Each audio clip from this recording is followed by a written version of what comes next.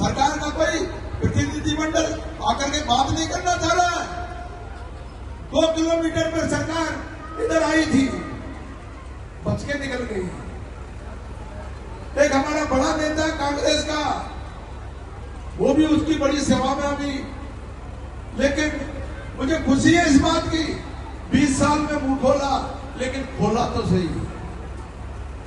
यह आपकी कामयाबी है।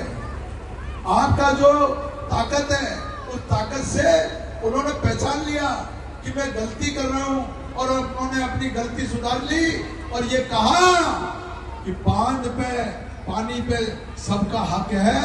गैर कानूनी अगर कोई पानी रोक रहा है, गलत कर रहा है, न्याय मिलना चाहिए। ये स्टेटमेंट उनका है। हमारे और राजा महाराजा जिनके हाथ में लठ हुआ करता था, क्या उनका राज रहेगा? ये आपका मुद्दा ये तय करेगा। अगर हाई कोर्ट के आदेश की अगर पालना नहीं होती है तो मैं क्या समझूंगा? मैं ये समझूंगा इस देश में लोकतंत्र नहीं है, इस देश में न्यायपालिका नहीं है, इस देश में हाई कोर्ट नहीं है, इस देश में सुप्रीम कोर्ट नहीं है। और हम गरीबों को अगर कोई संरक्षण दिया, अगर इस देश में गरीबों की अगर कोई सुनवाई हुई, बाबा साहब अम्बेडकर ने की, उन्होंने हमारे हक और अधिकार दिए, कानून के सामने हमको एकजुट रह करके और अपनी बात करने का अधिकार हमको दिया। आज उसी का परिणाम है कि हमने हमारी बात रख करके और हमारे हक में फैसला ले लिया।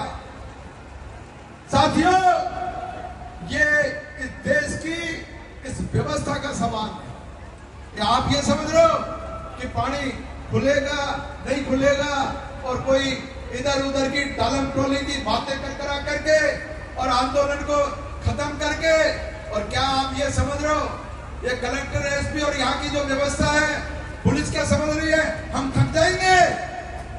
हमको थकाना चाहती है ये पुलिस, हमको थकाना चाहती है कि इस गर्मी में थक जाएंगे और थक करके और अपने घर चले जाएंगे, घबरा जाएंगे, मुकदमों से डर जाएंगे, मरने से डर जाएंगे। मैं कहना चाहता हूं, हम आदिवासी लोग हैं, इस मिट्टी की औलाद है, और जल जंगल जमीन के हम मालिक और इस देश के मालिक हैं। मर जाएंगे, मिट जाएंगे, लेकिन पीछे नहीं हटेंगे साथियों, नहीं हटेंगे किसी सूरत। अपना बहम निकाल दो।